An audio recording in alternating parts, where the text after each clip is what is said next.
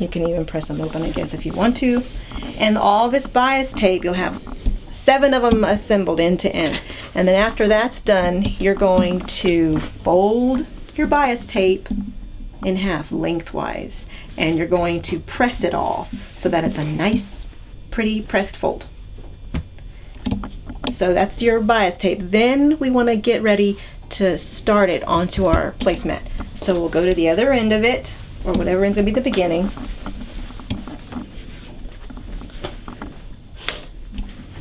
And again, remember, they all started off straight, but we're gonna cut this one at a 45 degree, the very beginning end, we're gonna cut it at a 45-degree angle, and we're going to fold that first little edge under by 1/4 of an inch, and just press it with your iron or finger press. And we're gonna leave it laying open for a little bit. We're going to take our placemat that has already been prepared, and I like to start on the long edge and like on the bottom edge. I'm going to lay this fabric aligning the raw edges. Okay. I'm going to take this over to the sewing machine. Now we're going to show you how to sew on the bias strips. So I keep calling them bias strips, but I cut mine on the straight of the grain. Anyway, what you're going to do is lay the raw edge. You're laying it open instead of folded. You're going to lay it open for a little bit, and we're going to lay it at the long edge of the placemat, and we have this edge cut at a 45-degree angle and pressed a 1/4 of an inch down. And I'm going to start up here, the top end, and I'm going to sew about 4 inches, and then I'm going to stop sewing. This has to do with when it comes time to, after we've sewn this tape all the way around the edges, and then we want to end it properly. That's why we're doing this part right now. On my handy dandy Memory Craft 6600 Stitch Link 3.0. We're going to go just about 4 inches.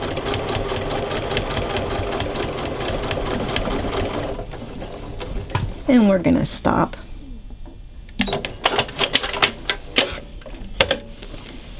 Then from there, we're going to fold this on that crease that we've nicely pressed already. Okay? Isn't that lovely? Now what I want to do, we're making a little tunnel. Okay? And what I want to do now is I want to begin sewing this down, but I want to start about 1/2 inch away from this fold right here. Okay? It's all kind of about.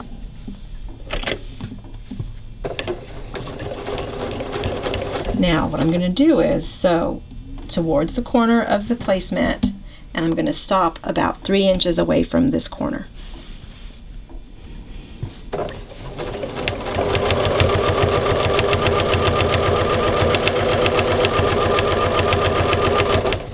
I'm going to do a lock stitch. You could do a little back stitch here if you want to.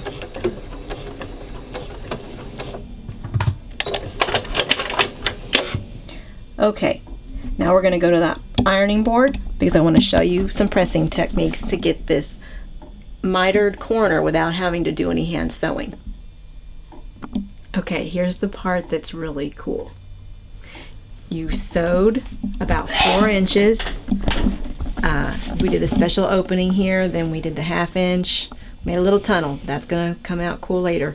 Then we sewed so that we were about 3 inches away from the end of the placemat.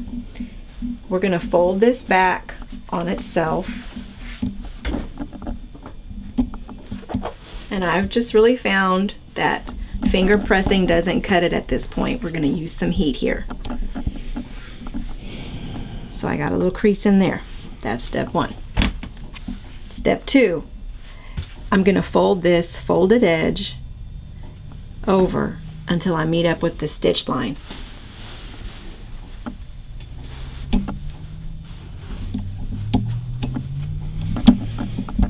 And I'm going to press it.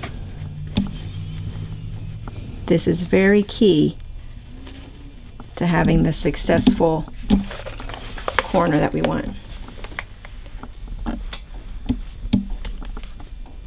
So I'm pressing that now. You don't have to press the whole thing, just this area that's the corner, okay? So just for the sake of you being able to see, there's a crease right here now, and there's a crease that I pressed first. Are those showing up? The next thing we're going to do is fold, kind of like a paper. It makes me think of making a paper airplane every time I do this. We're going to fold this line down so that it's touching this line. So it's kind of like a diagonal thing. And the way I can know that I did it is I have this crease as my cue. There's a crease here, and I'm folding it onto this line. Now here you could finger press. So I have a crease that I can see, but maybe not on camera you can't see, so I'm going to draw it in so you can see it. So I folded this line down to this one, and I have a diagonal line. Bing. And you open it up. Then we're going to fold this pink line down to this center line so that we have another diagonal. And again, I'm using that crease to help me know when I'm there.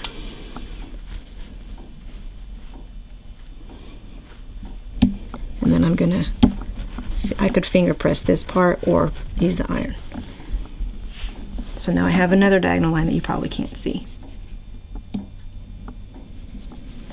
Now, I don't want to sew all the way to the edge of this when I stitch, so I want to give myself a little clue of when to stop. So I'm just going to put a little mark right there. Okay.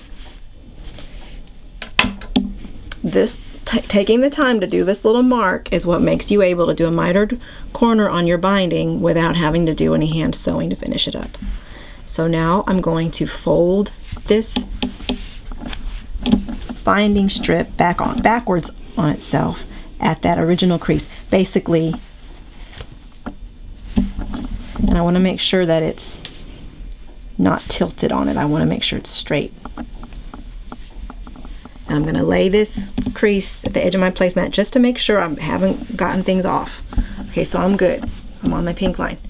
Now, I'm not going to sew through this and the mat at this point. I'm just going to be sewing through the binding. So I'm going to head back over to the machine and stitch. And what I'm going to be stitching is starting here, I'm going to stitch. I'll do a little lock stitch there.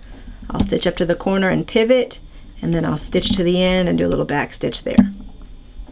Let's go to the machine. Okay, we're back at the machine. If this is your first try on this, you may want to put a straight pin somewhere a little bit below where you're going to be sewing, just to keep your binding from getting twisted. We're going to flip the placemat out of our way. We don't want to stitch the placemat at all. We're just going to be sewing the binding. And I'm going to sew on those little pink marks I made. Sinking the needle in. I'm doing a little lock stitch here. It's going to stitch in place for me. I like to stop with my needle down. I'm going to sew to the point of this little line. And I'm going to stop. And then I'm going to pivot. And I'm going to sew the other angle. And do a little back stitch.